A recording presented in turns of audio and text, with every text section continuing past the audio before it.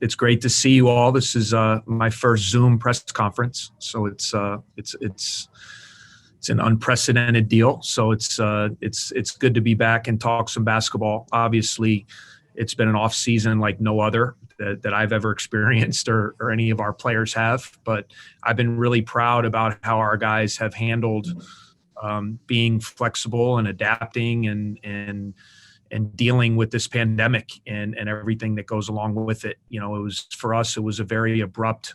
We lost our Big Ten tournament game against Minnesota. Everything kind of hit the fan that night. Our players left very early the next day to all go to their hometowns, and we didn't get a chance to see them again until late summer. So, you know, the power of Zoom and forms of communication and calls and things like that through the whole off season, were important for us to continue to try to help these guys. A number of the guys, obviously, in their hometowns didn't have a lot of access to gyms and things of that nature. So we tried to get as creative as we could, helping guys at home, being able to get stronger, get in shape. How could they get some basketball in? So it was good late in the summer to Northwestern, the administration, athletic department, did a lot of work to enable our guys to be able to come back at the end of the summer and just to get some sense of normalcy, get back in the gym a little bit, be able to be around them, start to work together. For us, as many of you guys know, we have 10 scholarship guys. We have 4 additional walk-ons, so we have a roster of 14 this year. A number of returning players, but in a lot of respects too, we have 4 guys that are new out of that 10. 2 guys, and Anthony Gaines, who was out as a redshirt last year. Chase Audige, who was sitting out due to the transfer rules from William & Mary. 2 guys that we didn't have available last year, and then as well as our 2 freshmen, Ty Berry and Matt Nicholson. So, we feel like we've added 4 guys to the core 6 coming back that should be able to come in and help us in a number of different areas. So practices have been going well. I've been really pleased with the level of competitiveness, the spirit. I feel like guys are improved. I mean, I know every coach says that until you start playing games, but I have noticed improvement in a lot of the returning guys. I feel like we're more dynamic, athletically. I do feel like we have more offensive firepower, maybe than we were able to do last year in terms of guys who could put it in the basket and create their own shot and hopefully get out and, be a little bit better offensively. That was a real struggle for us last year, is our ability to put points on the board. So it's something we've really been working on, playing a little bit better pace, trying to up the possessions and also trying to become a better defensive team. It was, in our tenure here, that's one of the things we've been really good at is, we've been a good defensive team. Last year, our numbers didn't kind of lend itself to that. And that's something we got to get back to, is being better on that end of the floor as well. So I know the guys are really excited about getting going here in a couple weeks. Like Paul said, the schedule is very much in flux. Obviously we've had communications with a lot of different schools from a non-conference perspective about trying to figure out a game that you guys probably have seen. We would like to play the max number of games, which is 27, which would be 5 non-conference games, as well as an MTE, which we are scheduled to play in Kansas City. We do know that we've gotten, that we're scheduled to play South Carolina, the first game of that MTE on, I think, Saturday the 28th. And we also know we're going to be playing Pittsburgh in the ACC Big Ten Challenge, and that'll be a home game on that Wednesday, I think December 9th. So really outside of those 2 games from a non-conference perspective, we're still kind of figuring it all out. And so we don't have much to report there. And we have no idea yet what our conference schedule is going to look like. They're still working on different models, taking into consideration, when can we fit these games based upon what's going on with the pandemic? Can we try to get his games in during the time when students are not going to be on campus and maximize that window when we really kind of are on a bubble in late November through December, early January. So, the people in the conference office are working hard to kind of get that going, but we still don't have news to give there. So, in terms of our team, it's not like we're putting a number of wins out there. I mean, I think everybody knows the Big Ten is really strong. I think for us, it's about, being better than we were last year and putting ourselves in a position to close close games. I think there was no secret. We did not finish close games last year, and that was probably the difference in maybe 5 or 6 games last year. So, the narrative might have been a little different if you, instead of winning 3 conference games, if we would have won 7, had we closed out the game at Rutgers, the game against Purdue, some of those games that were in our grasp that we let go late in games. So, our guys are working hard. I really like the vibe. I really like the camaraderie, the chemistry. We're still putting the pieces together. For me, there's a number of guys that are good enough to be starters. What I've told our guys is, don't worry about being a starter. Try to be a finisher. And be a closer. So you could even see us start different lineups. Based upon who we're playing and matchups and things like that. So, with that, I'll answer some questions. Just want to give you guys a little bit of an overview of how we're doing and how practices have been going so far. A reminder, for any questions to please message Athletic Communications privately, and we will add you to the rotation. First up will be Coop Daly with NBN. Hi, Coach. Great to see you again. I was actually at that Indianapolis game, and that was a fun night. You touched on it briefly on your opening statement, and how you already see a lot more offense. And last year you lost a couple of key pieces on offense. Senior AJ Turner, graduate transfer Pat Spencer. And just a couple of key pieces. Who has been impressing you so far through this upcoming, training camp, to say, or can you tip your hand yet for that? Yeah, no, thanks, Coop. The first thing is the guys who have come back, I see an improvement in all of them. The good thing about kind of during the break and when they were all at home, it gave me an opportunity to have a lot of kind of one-on-one Zoom meetings, whether FaceTimes, and really talk about each guy with them about where they're at and some of the things they need to do to get better and towards their own personal goals and team goals. And I've been really pleased with how all of these guys have approached the offseason. I think at a couple guys in particular, 2 guys in Pete Nance and Robbie Barron, were 2 young players that have kind of shown flashes with talent, but from a physical standpoint, there were some drawbacks there, the physicality of the Big Ten and being able to play against the guys they need to play again on the front line. And both those guys have made big gains with their bodies. I think they're both up, 10 to 12 pounds of muscle. They look good. They're just more confident. You just feel, more experience, more maturity. Both those guys have been good. Obviously the point guard position is so vital. We're seeing it with our football team. Look what just the addition of Peyton Ramsey has done to our football team. Just, it gives you that confidence going into the game that you can win. And I think the growth in Boo Buie is going to be a huge part of our team this year. And I've been really excited to see what he's shown in practice. He's been more efficient. The one thing we all know, he can score and can be explosive, but for him, learning how to kind of manage the game, when to be aggressive, when to take those shots, and when to get others involved. And I'm seeing a real growth there in him. Obviously Miller is someone, and Ryan Young, those were 2 guys, in my opinion, that were just rock solid last year. Quietly, I thought Miller Kopp was one of the most improved guys in the Big Ten. Really, when you look at it from what he was as a freshman to what he did last year. Now, because we didn't win, he's not going to get the credit for that. And I think our guys deserve it. Our guys understand that. But, I thought he was a really improved player. And as hard as he works, I can see him hopefully take another step. And he's going to be a key part of what we're doing.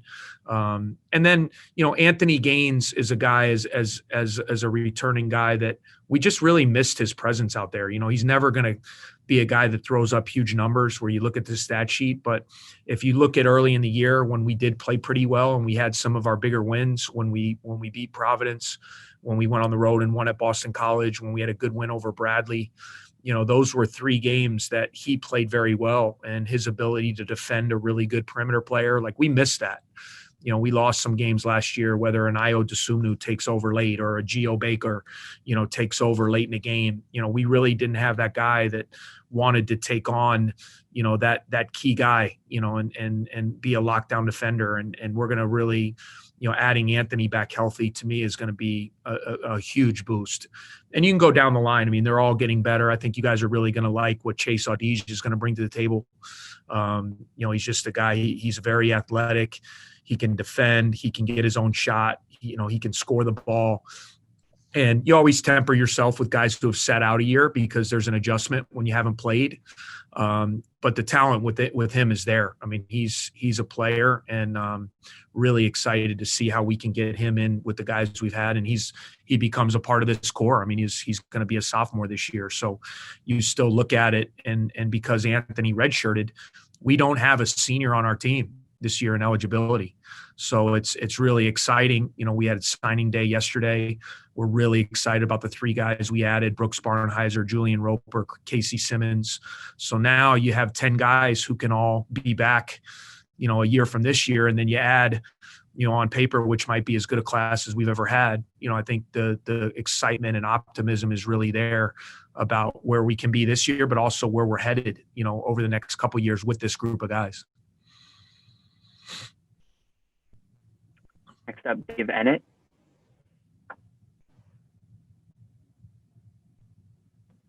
You're muted, Dave. That's the first time in your life you're muted. First time. I've never Zoomed before. This is a first. Good to see you. Can you elaborate a little on what you've seen from Ty Berry so far, both his floor game and his shooting ability? Yeah, no, Ty is the guy that we're really excited about. The best thing Ty does is shoot the ball, you know, and that's, you guys, you look at our numbers. I mean, I don't have to have it in front of me. They haven't been good, you know, in terms of shooting the ball, especially from the 3-point line. You know, really outside of Miller last year, you know, everybody else was very up and down with their shooting. And, you know, to me, Ty is one of the better 3-point shooters in the country as an incoming freshman. And so that alone, just giving a guy that can stretch the floor at 6'4", you know, in a combo guard situation, you can put him in different kind of lineups. I mean, he can certainly play with Bowie, but you can also put him out there with Chase, with Gaines, with Miller, and he can handle the ball and help in that area. So he's a guy that we're really high on. There's going to be a role for him this year. We're going to need him to be ready to go. And, you know, he brings a specialty with his shooting that just is, you can't put a value on that, you know, to be able to open the floor and have guys that need to be guarded behind the 3-point line. It makes your offense that much smoother and allows you to do a lot more things creatively when you have guys who can shoot the ball. Daniel Olinger. Hey, Coach. Great to see you here today. Has there been a greater emphasis on trying to get all the way to the rim instead of settling for mid-range jumpers after you guys finished last in the conference in dunks last year? Yeah, I mean, I didn't realize that stat, but yeah, I mean, we, you know, certainly in basketball, you want to be able to get easy baskets. And so can you get layups / dunks, and can you get yourself fouled and get to the free throw line to get some points? And, you know, in our league, it's so well coached, it's so well scouted that you have to have guys who can break people down. You have to have guys who can get out in transition and make something happen, you know, when teams defend your offense well, which happens a lot in our league because of who we play against. So that's something, in my opinion, that we try to address. You know, certainly Bowie is a guy that can get his own shot. I think you're going to see Chase Audige as a guy that's going to be able to create some things in the open floor. You know, I'm hoping with the way that we want to use Pete Nance on the front line, you know, create some mismatches there for him to be able to drive some guys, spread the floor a little bit, play him a little bit as a center at times, and be able to open the floor a little bit more, open the paint, be able to get some driving lanes to your point. And when you don't shoot it that great, Daniel, like teams can sink in on you, you know, so it's harder to get to the basket when you're not a great shooting team. So that was my point a little bit earlier. If we can be more proficient from the 3-point line, which I think we are, you know, I think we have a lot of guys that can make shots now from 3.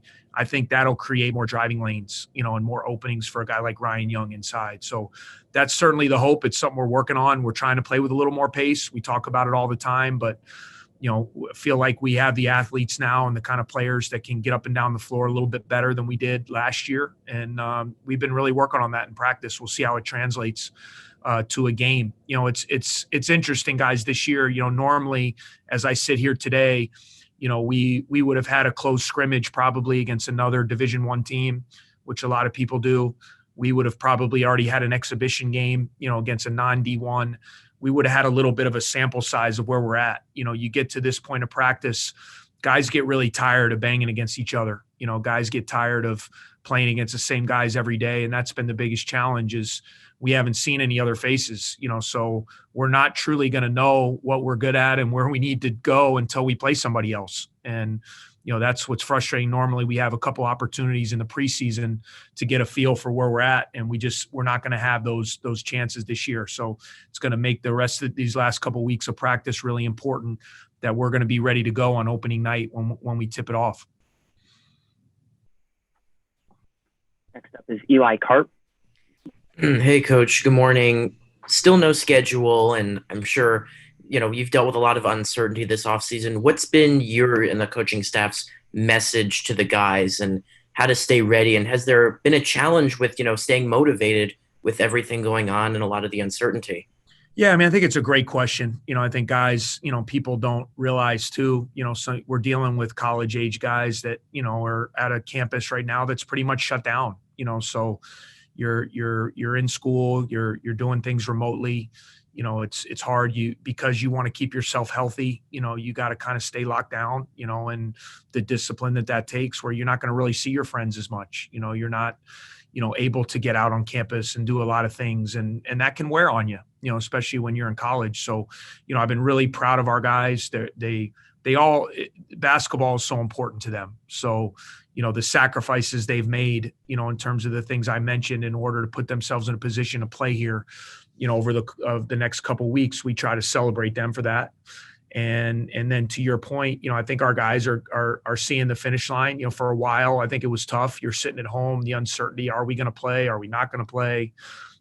I think there was a little bit of ease at the ruling that you guys saw where all the winter sport athletes, it's basically a free year with eligibility. So it kind of eliminates any thoughts of, man, should I really play? This can eat into my 4 years, any kind of opt out, basically now anything we do is gravy for these guys. And I think that's kind of the approach. Like, let's just come every day.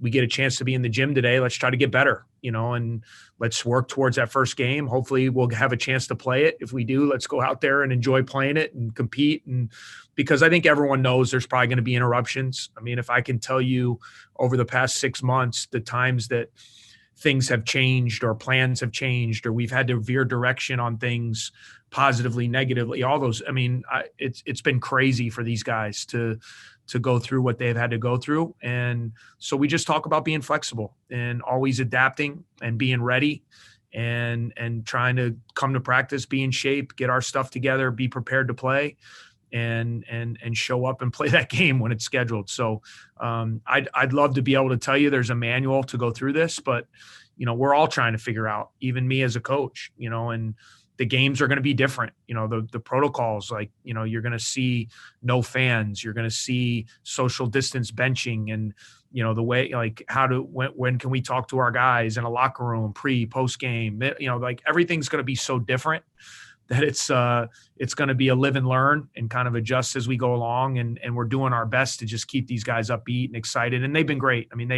These guys want to play. They make no mistake about it. Like, they want to get out there. They want to compete. They're excited about, seeing some other teams. So we're just keeping our nose to the ground and working and excited for that day here in a few weeks where we can get out there and play against another opponent. Next up, Liam, Inside NU. Hey, Coach. Thank you for speaking to us today. So how has recruiting and evaluating talent changed? Yeah, no, it's a great question. Certainly it was very different this year, being in a dead period where, we weren't allowed to be off campus at all since March in terms of evaluating, potential student athletes. We weren't able to have anyone visit our campus, still aren't. We're currently in a dead period, so none of that. So everything had to be done remotely. A lot of Zoom calls, a lot of FaceTimes, virtual campus tours, watching film, things like that with families, with recruits. I think when it came to this class, the guys we signed yesterday, I felt like we did our work early, so we had a great feel, of who these guys were. We did get a chance to see these guys before everything was shut down.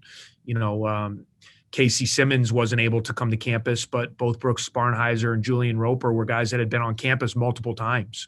So we had done a good job kind of evaluating, identifying those guys early, getting them here, developing that relationship. So it made those families very comfortable knowing they had to make a decision kind of in unprecedented time to feel really good about, where we stood. So I think where you're going to really see it, Liam, is now going forward, because with this senior class, this class of 2021, a lot of schools have been able to see those guys. Now you look at these next couple classes, like we haven't been able to be out. So, to really do our homework, to try to get game footage. And, hopefully as the pandemic gets better, as we get a vaccine, eventually we'll be able to get back out on the road and see these guys in person. But it really puts our staff in a position where we've got to work even harder, where you make good decisions, in a time when you can't really see people in person, which is tough. Gabriella Carroll, Daily Northwestern. Hi, thank you so Hello. much for doing this. What have been the biggest points of emphasis for growth from last season? Yeah, I think it's a great, the very first thing is, like I told the guys, is I'm not going to continually refer to last season. I'm always a big believer that every year is its own kind of journey. Every season is its own lifetime. There's always, you might have a lot of players back, but it's never going to be the same year in where everybody's the same. We have new players, and then the guys who we do have back are different players than they were last year. So I think the very first thing we talked about was, let's not harp on what we did or didn't do last year. Let's move forward. Let's take the lessons we learned through, the little bit of success we had at times, but obviously there were a lot of tough times, a lot of tough losses, a lot of tough moments.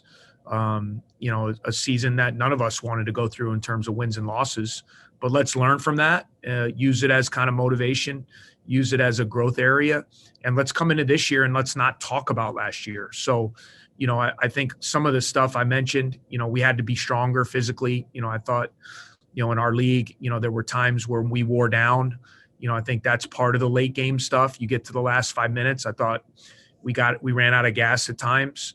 And then I just think, when there's going to be so many close games in the Big Ten, and we've got to do a better job at getting stops when we need them, being able to get scores when we need them, execute well, manage game situations, not turn it over, make free throws, and win close games. I mean, those are, the couple years that we had, that we were very successful when we had 20-win seasons. If you look at that, we were very successful in close games in those years. The years where we struggled, notably the last couple, we were very poor in close games. And so, that's been a big thing we've tried, and you can work on it a lot, but until you kind of get in there and do it and gain pressure, that's where we're really going to see if we've grown in those areas. And, but like to your point, we're trying some new things. We're doing some different things offensively, with some of our movements, some of our matchups, some of the way, some of our lineups, some of our spacing. We're taking a look at some different things, and then we're just trying to get back. I didn't think we defended, to the level that we needed to last year. I mean, the scoring, it needs to be addressed, and we got to be better offensively. But I thought, in times, even in the past 5 years, we've been able to win some games that I call them grinders, when the offense isn't going, where your defense can win you the game. And we weren't very good at that end of the floor last year. And that's been a big, point of emphasis for us, in these preseason practices, getting back to playing the level of defense that we've played in this program over the last 5-6 years. We have time for a couple more questions. Next up is Louis. Hey, Coach, Louis Vicaire with Wildcat Report. Good to see you. Thanks for doing this. You talked about him a little bit already, but Pete Nance made some strides last year, end of the year. What's the next step for him? What do you want to see out of him this year? Yeah, I mean, obviously a super key component to us being a good team. I mean, we all know that. I mean, Pete was recruited to be a high impact player, and I believe he can be that guy. I think at times, because we see so many elite freshmen now, and you see the one and dones, and, we have a tendency to kind of, if a guy doesn't do it right away, that, maybe it's not going to happen for him, and I think in Pete's case, we all know, his first year here to me was a watch. He got mono halfway through the year. It completely wiped out him for the rest of the season. I thought last year in a lot of reasons was his freshman year, and he struggled early. He'd be the first one to tell you that. I think he put a lot of pressure on himself, to be kind of that guy. It didn't happen for him early in the year. He took a lot of criticism. I did think the last month of the season, he started to show real signs. I thought he finished very strong, which was exciting. I think for him, just for us to continue to learn how to maximize what he does well. I think you're going to see us using him more at times to be kind of a small ball center at times, where we can open the floor and get him in some mismatch situations where he can pick and pop and he can drive against bigger guys. And I think with his added strength, it'll give him a chance to be a little bit better defensively against some of those guys. And, we might have to give him help, when he's playing against the Garzas and the Kofis and, the big guy, but everybody double teams those guys because they're so good. So, I think we're going to try to maximize his skill set. His confidence is really good. He's had a good off season. I think he's in a good place mentally. He's stronger. And I'm excited to see what he can do. We've all been super positive with him. He understands that he's a key guy. He knows he's got to play well for us to win. And I think now he's, as a junior now, he's with maturity, with experience, with strength. I think he's in a position to make that jump that we need. And I'm excited to see what he can do this year. Thank you. One final question. Cooey. Hi, yeah, me again. So a lot of coaches talk about responding to adversity, responding to tough arenas or just something like that. How do you prepare for an empty arena or something like that? Is that something that's on your game plan right now? Yeah, we've talked about it. The one thing that you talk about the guys is the more importance then it puts on conditioning. Because you guys know when you get in an environment, whether you're at home or on the road, the energy that a crowd can give you, when you get tired in a game and you get kind of the last 10 minutes and the crowd noise, the crowd energy, like it gives you that boost that you need to kind of finish a game. Well, we're not going to have that. It's going to be primarily kind of a closed scrimmage. You might have a couple hundred people in there, max it sounds, with potentially friends and family, but it's going to be a situation where you have to bring your own energy. And so we've really tried to work even harder. We've put a big emphasis on conditioning. We've done more running than we've ever done, trying to build that endurance, build that conditioning so that when we get in these games and we're not going to have that crowd noise or that crowd atmosphere to rely on. Hopefully we can stand on, one of our goals is to be the best conditioned team in our league, and that's something you can control. And so we've really put more of an emphasis on that more than we ever have. And hopefully it'll pay off. And especially we only have 10 scholarship guys. So we need to be in great shape. We need everybody ready. We need guys being ready to play bigger minutes and hopefully health permitting, we will have enough to compete in our conference, which, as you guys see, it's as good as it's ever been. I think people have 4 teams in the top 10, as many as 8 or 9 in the top 25. So, night in and night out, there's no better league to play in the Big Ten. So even though we're better, a lot of other people feel they're better too. So we're excited to get out there and compete and see where we're at and hopefully find a way to win some games and put ourselves in the mix.